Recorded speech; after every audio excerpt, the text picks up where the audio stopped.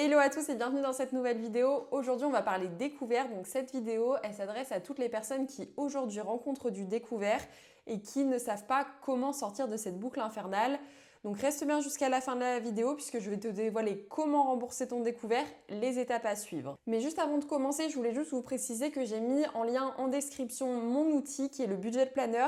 C'est vraiment le premier outil qu'il faut avoir pour reprendre en main ses finances et justement pour intégrer le remboursement du découvert dans vos finances. Donc tout est expliqué en lien dans la description. Je vous laisse aller voir ça et télécharger l'outil. Allez, c'est parti pour la vidéo. Donc pourquoi vous êtes toujours à découvert? Donc là, je vais vous donner toutes les raisons de pourquoi vous êtes à découvert actuellement et pourquoi vous n'arrivez pas à sortir de la tête de l'eau.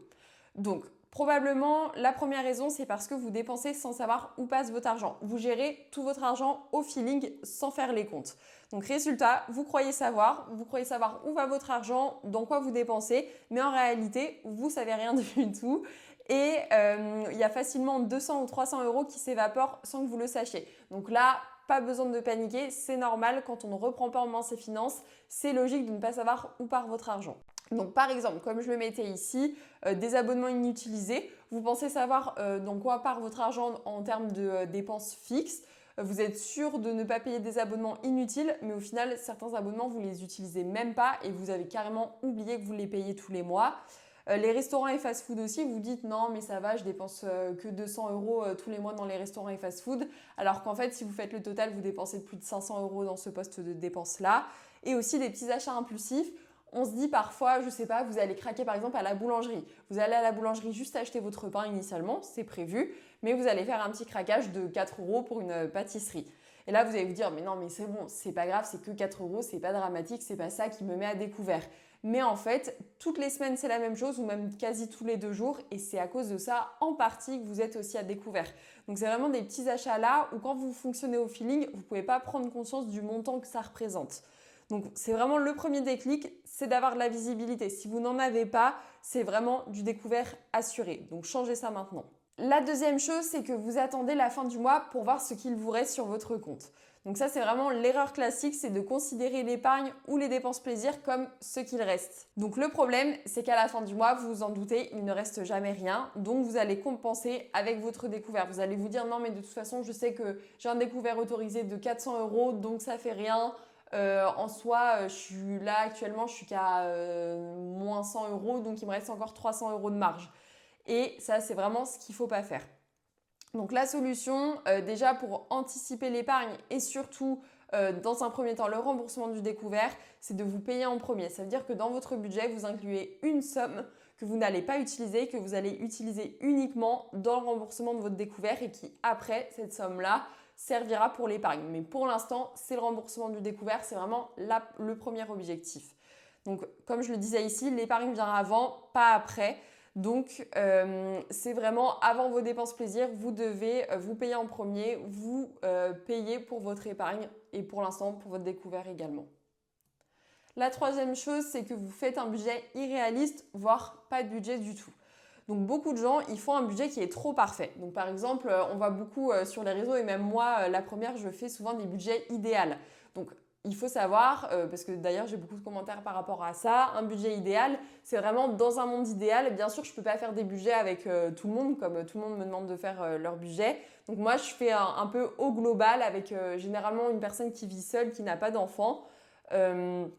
Puisqu'après, quand on a des enfants, il y a certaines familles qui vont avoir des dépenses en lien avec leurs enfants par rapport à telle chose et d'autres familles qui ne l'auront pas. Donc c'est pareil, ça ne sera pas juste aussi. Donc moi, j'essaie vraiment toujours de faire un budget un peu idéal et global. Et bien sûr, un budget, ça s'adapte à tout le monde, à tout style de vie. Donc un budget que je peux faire pour une personne qui gagne 3 000 euros, ça ne sera pas le même budget pour une personne qui gagne aussi 3 000 euros parce que par exemple, elle vit à Paris ou des choses comme ça.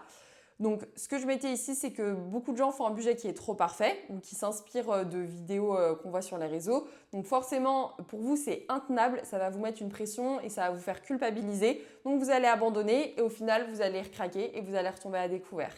Donc, un budget, dites-vous qu'il doit être flexible selon vos dépenses et ce que vous faites, ce que vous avez prévu aussi au cours du mois. Réaliste. Bien sûr, un budget contient des plaisirs, je veux dire.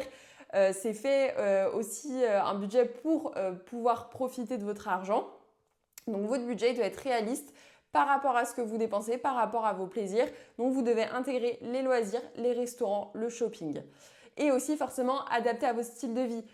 Évidemment, si vous voyez un budget sur Instagram où il n'y a pas d'essence, de frais de voiture, etc. et c'est que des frais de transport en commun alors que vous avez des frais d'essence et votre voiture, tout ça, bah, évidemment, ce n'est pas du tout le même montant. Donc là, ça change aussi.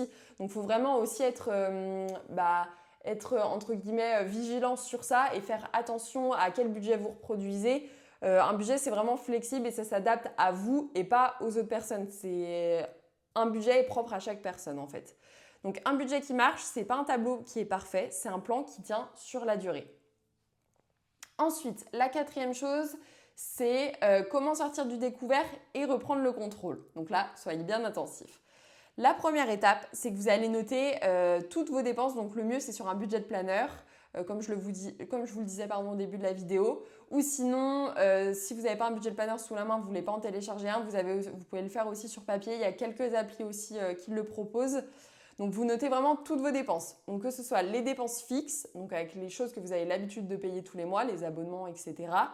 Et aussi les dépenses qui sont variables. Donc notamment les cours, shopping, etc. Vous notez tout. La deuxième étape, c'est de vous fixer un montant plaisir qui est clair chaque mois. Vous savez ce que vous pouvez dépenser sans culpabiliser. Et la troisième étape, c'est d'indiquer le remboursement de votre découvert dans votre budget. Hyper important. Pour l'instant, dites-vous que tant que vous êtes à découvert, vous n'épargnerez pas puisqu'il faut d'abord rembourser son découvert. Donc, au lieu de prévoir de l'argent pour l'épargne, c'est de l'argent que vous allez mettre dans le remboursement de votre découvert, pour retomber à zéro.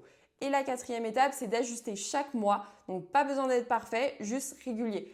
Forcément, votre mois de décembre n'aura pas le même budget que votre mois de mars, par exemple, parce qu'en décembre, il y a les cadeaux de Noël et il y a Noël. C'est un mois qui est vraiment compliqué dans tous les budgets de tout le monde. Donc, pas de panique, c'est normal. Votre budget, il est flexible, il s'adapte à ce que vous faites au cours du mois. Donc, pensez bien à toujours changer ça. Et comme je disais, donc votre budget ne doit pas être parfait, il doit être juste régulier. C'est déjà ça la première clé vers le remboursement du découvert. Donc voilà, c'est terminé pour cette vidéo. J'espère qu'elle vous aura plu pour toutes les personnes qui rencontrent du découvert aujourd'hui. Dites-vous que ce n'est pas une fatalité, vous pouvez changer les choses, mais vous devez mettre en place des nouvelles actions à travers notamment les astuces et conseils que je viens de vous donner dans la vidéo, mais aussi en commençant avec des nouvelles actions que vous n'avez pas l'habitude de faire, notamment avec un budget planner. Donc comme je le disais, tout est en description, vous avez le lien en description pour télécharger le budget planner. C'est franchement et en toute sincérité, c'est la première chose que vous devez mettre en place, c'est télécharger ce budget planner là pour poser votre budget et vous rendre compte aussi dans quoi vous dépensez, puisque parfois on est tellement sûr de dépenser, je ne sais pas, que 100 € dans le shopping, alors qu'en fait ça représente 300 € au mois. Si vous ne faites pas tout ça, si vous n'utilisez pas un outil pour poser votre budget, vous ne pourrez pas rembourser votre découvert ou alors ça sera plus compliqué. Vous avez des milliers d'outils qui existent justement pour reprendre en main sa finance et rembourser le découvert. Et le budget planner, en toute honnêteté, c'est le premier outil que vous devez avoir. Donc vraiment, je vous invite à aller le télécharger en lien en description et je vous laisse mettre un petit pouce bleu et vous abonner pour me soutenir. Et je vous dis à bientôt.